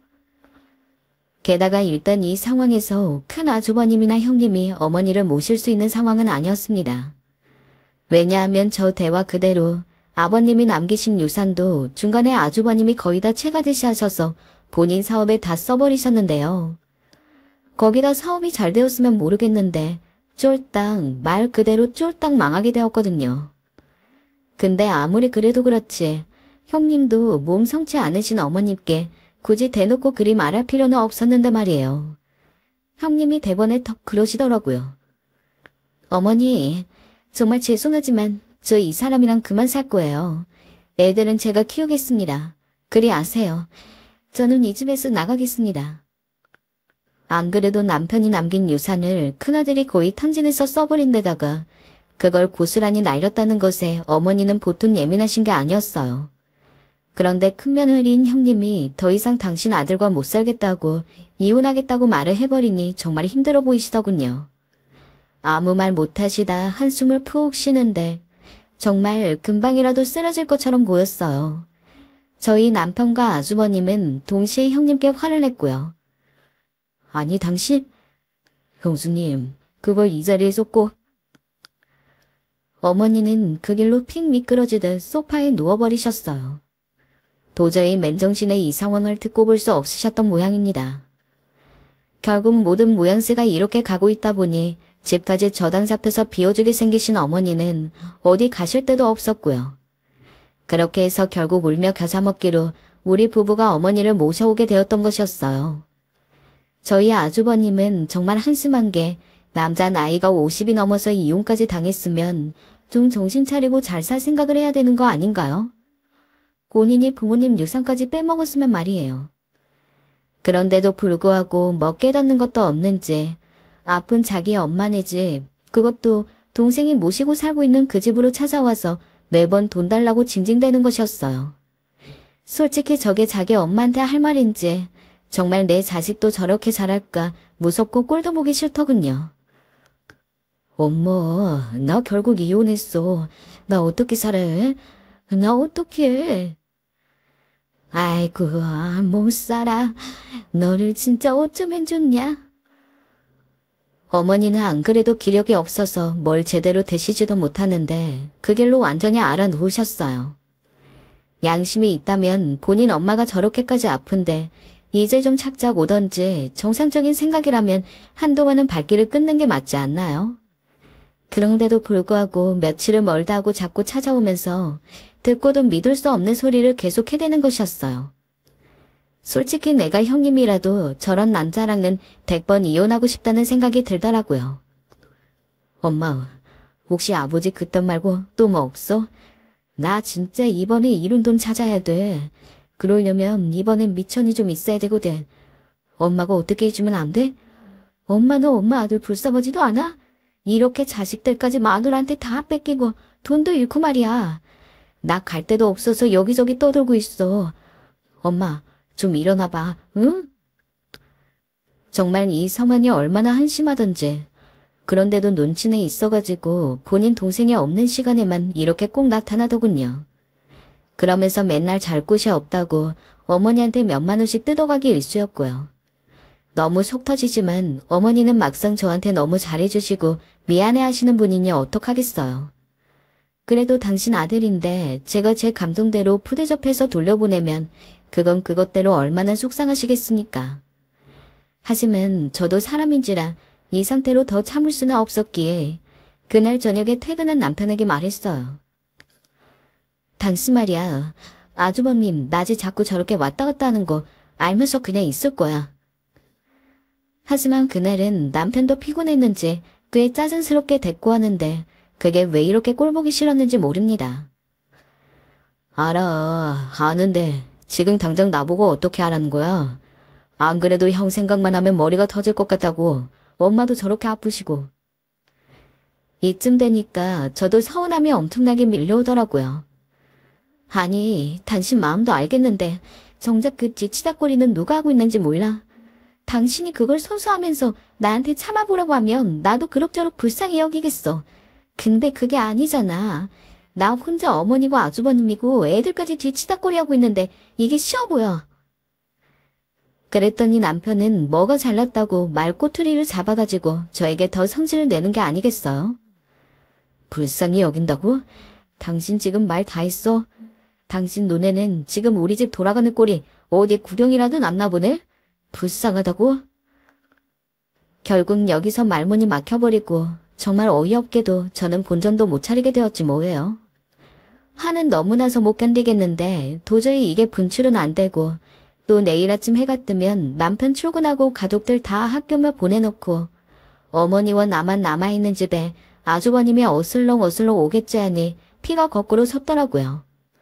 매일같이 출근 도장을 찍고 동생이 퇴근할 때쯤 신기루 마냥 사라져버리는 아주버님. 바로 그 아주버님이 제 인생의 아주 큰 장애물이었죠. 솔직히 이 문제에 대해서 어머니와는 할 얘기가 없고 그저 남편에게 말할 수밖에 없었어요. 왜냐면 애들도 왜 집에 올 때마다 큰아빠가 여기 계시냐면서 불편해하고 애들 방을 차지하고서는 밤새 잠을 못 잤다며 애들 침대에서 잠을 자질 않나. 애들 컴퓨터로 웬 게임을 해대질 않나. 보통 민폐가 아니었거든요. 그러면서 제게 이거 컴퓨터가 갑자기 꺼졌는데 어떻게 켜는 건지 애들한테 전화해 볼 수 있으세요? 재수씨, 출출한데 과일 좀 깎아주실 수 있어요? 하며 온갖 것들을 시켜대는 겁니다. 정말 염치란 게 없는 인간인 건지 저도 모르게 욕짓거리가 올라오는데 겨우 참았습니다. 그러던 어느 날엔 저를 조용히 부르더니 방문을 닫더라고요. 자기가 할 말이 있다나 뭐라나 하는 식으로 말하길래 어쩔 수 없이 방에 들어가 앉았는데 조용한 목소리로 제게 그러더군요. 재수씨, 정말 엄마 재산에 관해 아는 거 없어요? 네, 재산이요. 네, 나는 아무리 생각해도 우리 엄마한테 재산이 있는 것 같거든요. 내가 이전에 엄마 외가 쪽에서 들은 말이 있는데 엄마 쪽 집안이 상당히 부자였다고 해요. 그 돈이 엄마한테 갔다는 말도 있고 그래서 묻는 거예요. 말을 듣는 순간 기가 찼습니다. 저희 어머님 다른 건 몰라도 정말 검소하게 사시는 분이었거든요. 저나 제 남편한테도 돈 있는 내색을 하신 적도 단 한 번도 없었고요. 그런데 어떻게든 또 돈을 타내려고 저까지 불러 속삭여대는 걸 보니 제가 어머님 입장이라도 속에 타들어갈 것 같더라고요. 어머니께서 왜 화병에 걸리셨는지 알만했죠. 저는 일단 대화는 마무리 지어야 했기에 저는 모르는 일이라 대답했어요. 제가 알기론 없다고도 덧붙였고요. 그러자 아주버님은 한껏 실망한 표정이 되어서 그래요? 하더니 어디론가 전화를 걸더라고요. 이제는 형님까지 미워질 지경이었어요. 자기 남편이랑 해결을 알아서 할 것이지 이렇게 동선에 들락날락거리면서 민폐까지 끼치고 있는데 말이에요. 아무튼 이제 형님은 정말 이 집에서 외부 사람이 되어버렸으니 그런 탓을 해봤자 의미가 없었고요. 제가 정말 답답한 건 어머니라도 이때 저한테 시집살이를 시키거나 까다롭게 하셨다면 완전히 다 뒤집었을 거예요. 정말 더 이상 볼 게 없고 다 끝이다 하고 엎어버렸을 텐데 어머니가 참 성품이 좋고 유순한 분이시라는 게 저를 애매하게 힘들게 한다는 거예요. 얘야, 미안하다. 너가 나 돌보느랴 애들 돌보느랴 큰애까지 고생이 많다. 내가 할 말이 없어. 아니에요 어머님. 근데 아주버님 저대로 두실 거예요? 어머니께도 너무 함부로 대하는 것 같은데. 뭐 어쩌겠니. 자식 낳은 게 죄지. 그냥 내가 다 품고 가야 하는 거라 생각한다. 저희 어머님은 독실한 기독교인이셨는데 아주버님 때문에 얼마나 새벽 기도를 열심히 다니셨는지 몰라요. 집에 계실 때도 아주버님이 왔다 가면 울면서 기도를 하시는데 제가 보기가 다 안쓰러웠습니다. 그럼에도 불구하고 아주버님의 횡포는 더 심각해졌어요. 아직도 이날을 생각하면 제 정신이 아득해지는데요. 아주버님을 이대로 가만히 두면 안 되겠다는 생각마저 든 날이었어요. 아주버님이 어느 날은 고인 친구에게 좋은 주식 종목이 있다는 이야기를 듣고 왔나 봐요. 갑자기 화색이 도는 얼굴로 아픈 어머니를 흔들어 깨우시더니 보채기 시작하는 겁니다. 엄마, 이거 정말 대박 기회라고. 내가 여기에만 투자하면 떼돈 벌 수 있어. 엄마도 돈 벌고 싶지. 내가 2배, 아니 3배, 4배로 벌어서 엄마 반 줄게, 어? 엄마, 돈 좀 줘봐. 있잖아. 야, 이놈아. 너한테 다 넘겨주고 빈털털이 됐는데 뭔 돈을 또 나한테 찾아. 이제 없다. 그만해라 너도. 얼른 직장 잡고 마음 잡아 살 생각을 해야지. 언제까지 그리 살 거야. 네 동생을 봐. 착실하게 마음 잡고 살잖니. 명아나, 제발 이제 엄마 말 좀 들어라. 요순하신 성품의 어머니께서도 참다 못하셨는지 그날 크게 한 소리를 하셨어요. 사실 어머님 그간 아주버님께서 100마디를 하시면 거기에 한마디를 할까 말까 하며 쓴소리 한 번 안 하시던 분이었어요. 어머님이 전생에 부처였나 하는 생각이 절로 들 정도로 말입니다. 그런데 아주버님은 그 말을 듣자마자 인상이 팍 굳어지시더니 소리를 지르기 시작했어요. 엄마, 내가 언제 엄마 돈 그냥 꽁으로 가져간대? 올려준다고, 갚아준다고. 이런 기회가 어디 흔한 줄 알아? 그리고 내 명수를 내기에 엄마가 그렇게 날 무시하고 명수랑 비교해서 사사건건 깎아내리니까 이 집에 질서가 없어진 거 아니야. 동생이 형을 물러보고 말이야. 아휴, 내가 언제 또 그랬다고 그러니. 그리고 아주버님이 내뱉은 그 불똥은 저에게까지 튀겨버렸습니다. 아주버님은 절 보면서 저에게도 어디 말해보라면서 이 집에 질서가 있냐 없냐를 묻더라고요. 제가 보기에도 제 남편이 자기를 하대하지 않냐면 몰아붙이는데 그 자리에서 제가 뭐라 해야 하나요? 제가 말 못하고 버벅거리자 아주버님은 그게 또 열이 받았는지 어머니를 향해 모진 소리를 퍼부었습니다. 엄마가 문제야. 엄마가 이 집안 기강틀을 안 잡아놓고 돈으로 자식 구분하니 일이 이 지경이 된 거 아니야. 그리고 돈 있으면서 왜 안 줘? 아버지가 유산 남긴 거 말고 또 엄마가 가진 것도 있을 거 아니야? 낳아놓으면 자식이야? 나 같으면 돈 줄 거야. 어떻게든 자식 잘 되게 도울 거라고. 맨날 그렇게 아픈 척 누워있으면 내가 속을 줄 알아? 이것만 똑똑히 알아도 당신은 부모도 아니야. 아주버님의 말은 정말이지 제가 들어도 용납할 수 없는 말들이었습니다. 어떻게 물심양면 지원해주고 한없이 퍼졌더니 자식이 부모한테 저런 소리를 늘어놓을 수 있는 건가요? 심지어 제가 알기론 아주버님이 어렸을 때 장남이란 이유로 받은 혜택도 꽤 많다 들었습니다. 좋은 물건이 있으면 모두 아주버님에게 먼저 갔고 어머니도 아버지도 아주버님이 원하는 건 모두 들어줄 만큼 끔찍히 사랑하셨다고요. 하지만 그렇게 너무 오냐오냐 키운 탓인지 아주버님은 저런 망나니 놓고 저런 말들이나 내려놓더라고요. 그런데 어머님은 또 그 말을 들으시면서도 아무 말 하지 못하고 죄인처럼 고개만 푹 떨구시더군요. 그래, 다 내 잘못이다. 다 내 잘못이야 하는 말씀을 중얼거리시면서요.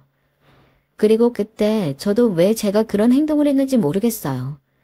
뭔가 제 안에 고삐가 풀린 것 같달까요? 정신이 든 순간엔 이미 아주버님에게 마음속에 있었던 온갖 말을 쏘아붙이고 있었어요. 아주버님, 해도 너무하신 거 아니세요? 어머님 얼마 전까지 병원에 계셨던 분이에요. 지금도 매일 통원치료 받고 계시고요. 그런 어머님께 깨방이라뇨? 그리고 어머님 매일 아주버님 때문에 새벽기도 다니시면서 눈물 흘리세요. 그건 모르시죠? 아주버님은 여기 집에 와서 부모도 아니다 하는 이런 소리 하시지만 어머니는 계속 아주버님 걱정만 하시나고요. 왜 그랬는지 모르겠지만 말을 하면서 눈물까지 흘리고 말았어요. 저도 모르게 감정이 북받쳤는지 눈물이 뚝뚝 떨어지고 어느새 어머니도 한 구석에서 혼자 흐느끼고 계시는데 아주버님도 양심은 있는지 저와 어머니를 보다가 조용히 문 밖으로 나가더라고요. 저는 그 길로 어머님께 달려가 어머님을 껴안아 드렸어요. 어머니, 괜찮으세요? 어머님은 대답도 못하시고 고개만 가로저으시며 서럽게 우셨어요. 저도 그런 어머님의 눈물을 보니 마음이 같이 애달파졌어요. 남편 말에 따르면 저희 어머님 무엇보다 장남에 대한 기대가 크신 분이라요.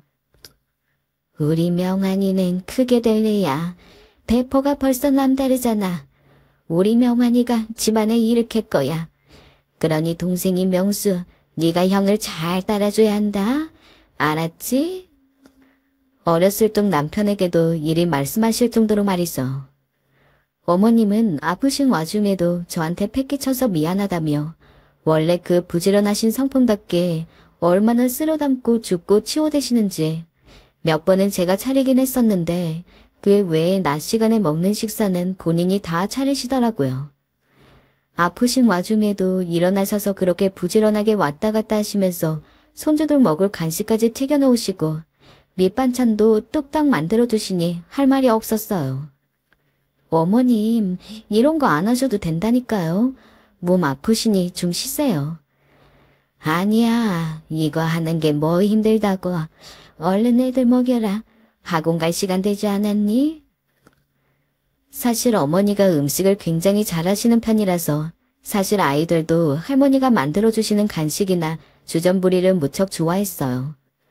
저보다 할머니 손을 더 찾으니 알만하죠. 단지 가끔 합병으로 두통이 심하게 오실 때에는 기력도 떨어지셔서 알아놓으실 때가 있는데 그럴 때는 방에서 쉬실 뿐이셨어요.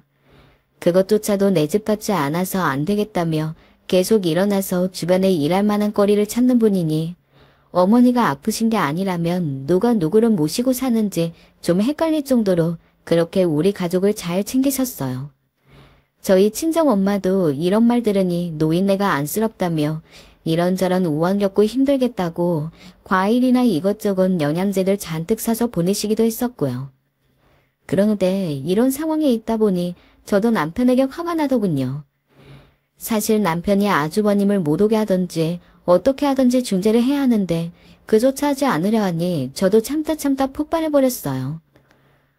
그래서 어쩌라는 거야? 나보고 뭐 회사라도 쉬고 기다렸다가 형을 쫓아내라는 거야? 당신 어쩌면 그렇게 말할 수 있어? 아니 막말로 그렇게 할 생각이라도 있어? 말꼬투리 좀 그만 잡아라. 넌 그 버릇을 아직도 못 고쳤냐? 다른 말로 빙빙 돌리라 하지 말고 약속해. 아주버님 당신이 못 오게 해. 어머님이 얼마나 힘들어하시는지 알기나 해.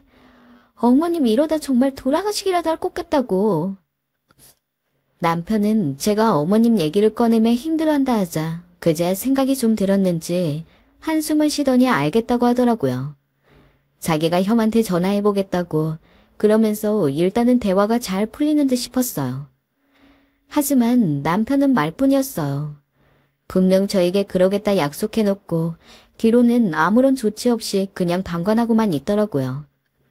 결국 저는 언제 아주버님이 오실까 늘 조마조마한 하루를 보내야 했고 아이들의 짜증은 있는 대로 받아주고 어머님 건강관리까지 모두 도맡게 되었어요.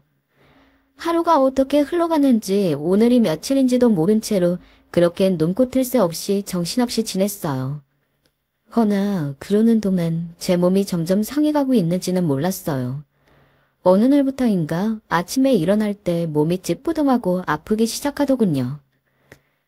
얘야, 어디 아픈 데 있니? 너 안색이 요즘 너무 안 좋구나. 병원이라도 가야 하는 거 아니니? 아니에요, 어머님. 그냥 좀 피곤해서 그런 걸 거예요. 어머님, 오늘 병원 예약해 놓으신 거 있잖아요. 얼른 채비하고 가요. 제가 대시 잡아 놓을게요. 역시나 어머님께서 가장 먼저 알아봐 주셔서 괜찮냐 물어보셨는데 그때까지만도 그냥 피곤한 거라고만 믿고 있어 대수롭지 않게 여겼습니다. 그리고 어머님 옷 입는 걸 도와드린 후 한의원에 데려다 드렸죠. 허나 일은 터지고 말았어요. 어느 날 음식을 하는데 눈앞이 핑그르르 돌더라고요. 이대로는 쓰러지기라도 할 것 같아 남편을 불렀어요. 여보, 여기 와서 이거 양파 좀 썰어줘. 내가 지금 몸이 안 좋아서.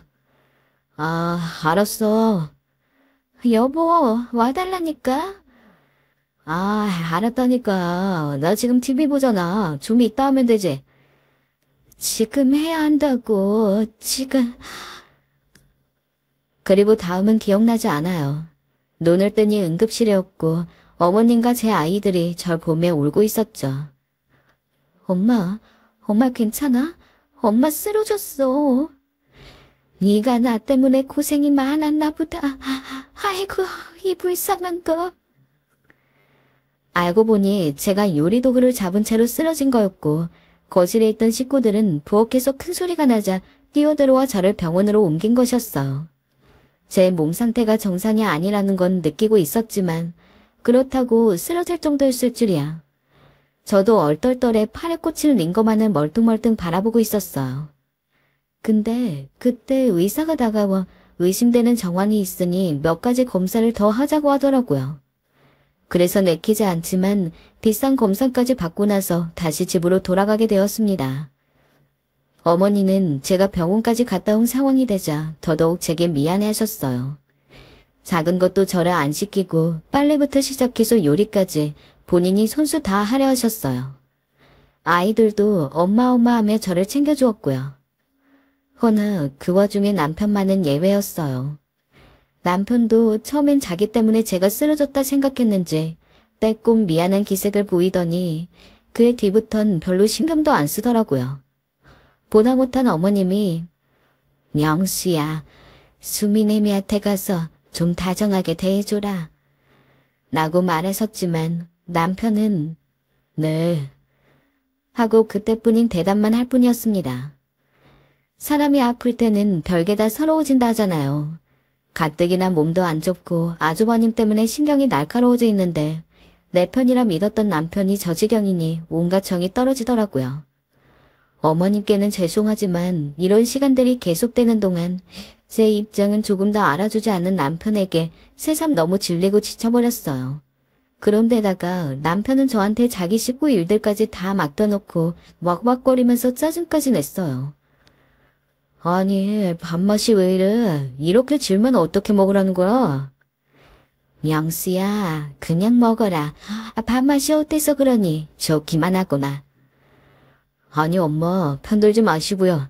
아이씨, 정말 이럴 거면 차라리 배달 음식 시켜 먹지. 남편이 제 자식보다 못한 어린애처럼 구는데 이제 저도 한계가 와버렸어요. 거기다 그쯤부터 다시 아주버님이 빼꼼히 집에 들락거리기 시작했고요. 아주버님에 관한 스트레스도 스트레스였지만 다른 거 다 떠나서 나중엔 그 뒤치다거리를 다 저한테 맡기고 당당한 남편이 아주버님보다 더 싫더군요. 그 이후 우리는 전에 없던 냉전의 시기를 보내게 되었고 남편도 이때 뭔가를 각오한 마냥 뭐가 그리 잘났다고 한마디도 걸지 않고 멋대로더군요. 이런 시기가 계속 이어지는 걸 어머니도 눈치를 채셨는지 계속 가운데에서 미안해 하시는데 그러거나 말거나 아주버님의 방문은 계속되었고 화난 제가 결국 제발 좀 아시라고 이제 그만 좀 오시는 게 좋겠다고 말했는데도 이렇게 말하는 게 아니겠어요? 재수씨, 내가 우리 엄마 보러 오는 건데 왜 이래라 저래라입니까? 결국 이놈의 집 내가 나가는 게 맞겠다 싶어서 저는 진지하게 그만 살 생각을 하고 친정에도 공표해버렸어요. 엄마, 나 더는 여기서 못 살아. 남편도 싫고 이젠 정말 못 버티겠어. 나 아픈 것도 다 남편 때문이야. 친정 식구들은 왜 불똥이 니네 집으로 튀게 된 거냐며 다들 난감했고요. 그런데 저도 별 방도가 없더라고요. 아주버님 보고 오지 말래도 오고 그걸 막아줄 남편은 미동도 없고 무엇보다 남편에게 느낀 실망감이 너무 컸던 것 같아요. 예전엔 아주 오붓한 부부 사이는 아니었어도 함께 산책도 다니고 이런저런 자식들 이야기도 주고받으며 나름 부부 같은 생활을 보내고 있었는데 아주버님 이후로 돌이킬 수 없을 정도로 모든 게 갈라져 버린 것 같았어요. 저는 그 후 진지하게 변호사에게 자문을 구하기도 하고 할 일을 다 하고 있었어요. 남편도 제가 내민 서류를 보더니 처음엔 황당해하더니 나중엔 부들부들 떨면서 그걸 받아들더군요. 그래, 네 마음대로 해. 이혼하고 싶으면 하라고. 남편은 성인한 채로 저리 말하며 한숨 몇 번 쉬더니 나가버렸어요. 어머님껜 죄송했어요. 그래도 어머님은 그나마 이 집에서 저를 가장 많이 챙겨주신 분이었고 남편보다 걱정해주신 분이었으니까요. 그래서 그런지 어머니께 남편과 갈라설 계획이라는 걸 말씀드리기가 참 힘들었어요. 허나 그렇다고 말씀은 안 드릴 수도 없는 노릇이었기에 조심스레 입을 떼게 되었고 어머님은 역시나 다 자기 때문이라며 눈물을 흘리셨어요. 저도 다시는 이놈의 집이랑 내가 엮이나 봐라 하면서 그렇게 남편에게 통보를 해두었지만 그런 결정을 내려놓고도 머리가 너무 아파서 답답하더라고요. 애들도 대강 제 엄마 아빠 분위기를 눈치채고 알고 있긴 했지만 이 일에 대해서 애들과 어떻게 소통을 해나가야 될지 도무지 답도 안 나왔고요. 어머니도 그 이후 계속 제 눈치를 보시니 저는 더 마음이 복잡해졌어요. 그런데 아주버님이 웬일인지 그 얼마간, 그러니까 한 3, 4일간 안 보이더군요. 이런 기미를 읽고 안 오는 건가 싶어서 새삼 이런 부분은 좋다고 생각이 들었어요. 하지만 그 바램도 오래가지 못한 채 얼마 안 되어 또 들이닥치는 게 아니겠어요. 놀부 마누라 마냥 심수포가 잔뜩 나와서 얼굴을 찌푸리고 저한테 말 걸지 말라는 태도를 취하고 싶었지만 꾹 참고 있었는데 아주버님은 천연덕스럽게 또 말을 걸어대면서 소파에 턱 하고 누우셨어요. 그날은 마침 어머니가 시장을 가셔서 자리에 안 계시기도 해서 더 자유롭게 행동하시더라고요. 그런데 갑자기 저한테 할 얘기가 있다는 거예요. 저한테 무슨 말씀을요? 그게 재수씨, 그건 고생 많았잖아요. 이게 무슨 일인가 대체 뭔 말을 하려고 그러는지 좀 황당했어요. 그런데 이후에 늘어놓은 말을 듣고 너무 놀라서 저도 모르게 몇 마디 비명이 턱 하고 나와버렸어요. 이거 우리 엄마 통장이에요. 이거 숫자 보여요? 0이 몇 개 같냐고요? 이거 자그마치 40억이에요. 네. 제가 알기로는 아버님 유산을 다 탕진해버린 아주버님 때문에 집도 파신 걸로 아는데 이런 어마어마한 목돈이 있으셨다니요. 좀 당황스럽더라고요. 제가 할 말을 잊지 못하고 어버버하며 통장을 보자 아주버님은 씩 웃으시며 그래요. 엄마도 돈이 있고 다 생각이 있다니까요. 괜히 재수씨네 들어와서 살고 싶기도 하니까 일부러 말을 안 하고 갖고 있었던 거라고요. 내 말이 맞았죠? 어떻게 이 통장을? 내가 어렵게 발견한 거예요. 그래서 말인데 재수씨한테 거래를 제안할 거예요. 무슨 거래요? 그때부턴 돌아가는 상황이 심상치 않아지는 걸 느꼈어요. 아마 명수 걔도 다 알면서 모르는 척하는 걸 거예요. 이 재산을 어떻게 몰랐을 리 있겠어요. 듣기로는 이혼한다고 했다면서요. 내가 우리 마누라는 위자료 얼마 못 줬지만 재수씨까지 그런 식으로 취급받고 애들 데리고 나갈 거 생각하니 마음이 아파서 그래요. 뭐 막말로 이 돈 다는 아니더라도 어느 정도는 보상을 받고 갖고 나가야지 않겠어요? 재수씨는 그나마 나보다는 엄마한테 신임을 받고 있는 판이니까 엄마 통해서 이거 비밀번호 잘 알아내봐요. 내가 이거 잘 처리해서 아무리 못해도 재수씨한테 반은 떼어줄 생각이에요. 아주버님의 목소리는 낮고 은밀했습니다. 그러면서 머리가 어지러워 쓰러질 것 같은 절 보며 저만 믿겠다며 통장의 숫자를 한 번 더 보여주더니 나가더라고요. 그날은 저도 머리가 점점 어지럽고 정리가 안 되어서 일단은 볼 일이 있다고 하고 나와버렸어요. 솔직히 생각할수록 남편한테 배신감이 너무 크게 들었어요. 엄연히 그게 제 돈도 아니지만 그렇게 죽을 상을 하며 어머님 유산을 아들이 다 써버렸다고 싸움을 해놓고 말이에요. 40억이 웬 말이란 말입니까? 제 눈으로 숫자 다 세어보고 어머니 성함이 있는 통장인 걸 확인하고 나니 왠지 그냥 다 허무하고 황당하더군요. 안 그래도 미워 죽겠는 남편이 더 싫어졌어요. 아주버님도 아는 일을 남편이 모를 리가 없었고 그래서 순순히 저렇게 모시자고 했던 건가 싶어서 다 짜증이 나기 시작했어요. 그렇게 생각이 저만치 끝까지 갔다가 도달한 결론은 이 문제에 대해 제대로 고민을 해봐야겠다는 것이었어요. 이 돈을 제가 어쩌겠다는 게 아니고 아주버님이 저한테 이런 제안을 한 자체가 생각할수록 어이가 없었거든요. 아무런 왕래도 없이 툭 나타난 분이 이런 얘기를 꺼냈어도 좀 당황스러울 판에 평소 행실이 워낙 단정치 못했던 아주버님이니까요. 제 상황이 뭐가 되었든 남편이랑 이런 얘기로 오순도순하고 있을 상황도 아니었지만 어찌되었건 말을 하기는 해야겠더군요. 원래는 어머니께 말씀을 드려볼까 생각했는데 간신히 외나무 다리를 혼자 건너고 있는 것 같은 상황에 계신 분께 말을 꺼낼 수가 없었어요. 그래서 결국 고민하다가 남편에게 전화를 했어요. 왜 전화했어? 이혼 서류라도 주려고? 역시나 남편은 매우 퉁명스러운 목소리로 이혼 서류 재촉하려고 그러냐며 단박에 공격적인 태세를 취하더군요. 이런 모습에 저는 참 가당치도 않다 싶어 혀를 찍찍 쳤지만 이내 다시 마음을 가다듬고 아주버님이 제게 했던 얘기들을 다 털어놓았어요. 오늘 아주버님이 날 찾아왔는데 이런 말을 했어. 당신은 이미 알고 있을 것 같은데. 남편은 의외로 차분하게 처음부터 끝까지 이야기를 다 들었어요. 그러더니 제 이야기가 끝나자 저희 사이에 처음으로 조용한 침묵이 이어졌어요. 늘 서로를 향해 날만 세우기 바빴는데 저도 남편도 서로 침묵으로 일관했죠. 그러다 남편이 입을 열어 고맙다 고 한마디를 하더군요. 고마울 거 없어. 비록 우리가 오늘 내일 할 정도로 악화된 사이고 정말 그 40억 중 20억을 저한테 진짜로 준다고 해도 이 상황에 끼고 싶지 않았어. 그리고 내가 어머님 돈을 왜 탐내? 어머님이 나한테 얼마나 잘해주신 분인데. 남들이 보면 바보라고 할 수도 있을지 모르겠지만 어쨌든 이번에 남편과 사이가 악화되고 애들과 살아가야 할 군이라 하면서 느낀 게 정말 많았거든요. 산다는 게 진짜 쉽지 않고 나는 정말 제대로 똑바로 나이 들고 싶다는 생각을 많이 했어요.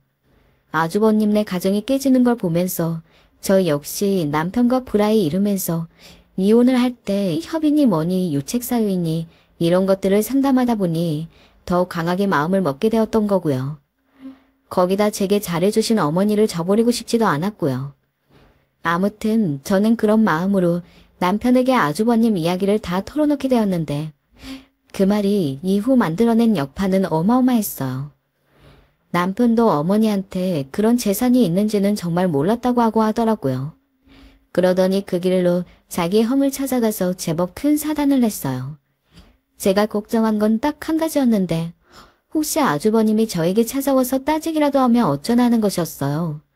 왜 그걸 말했냐고 협박하거나 뭐라고 하면 어쩌지 싶어서 그걸 남편에게 한번 단둘이 시켰는데 바로 답하더군요.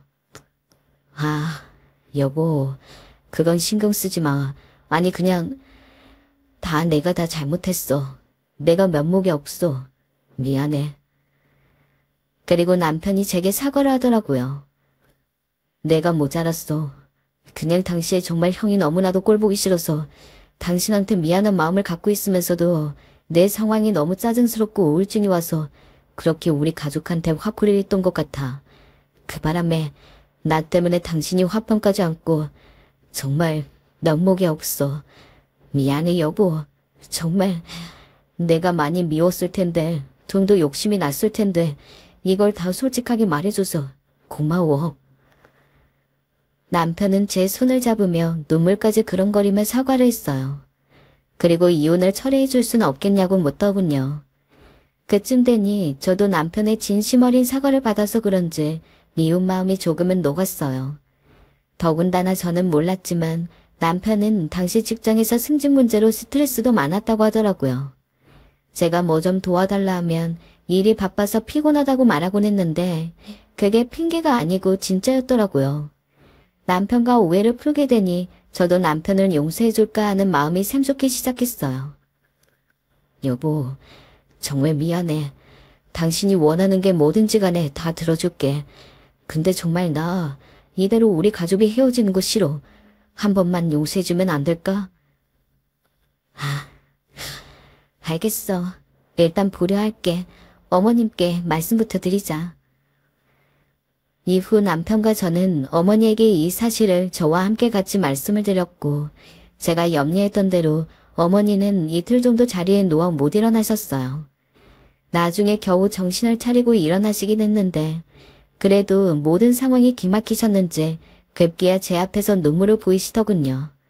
그러면서 말씀을 하시는데 마음이 참 안 좋았어요.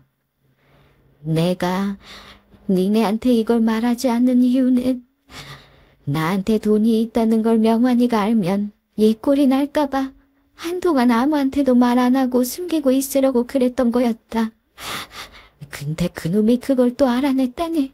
내가 대체 호랑이 자식을 키운 건지 어쩌면 내 팔자가 이러냐.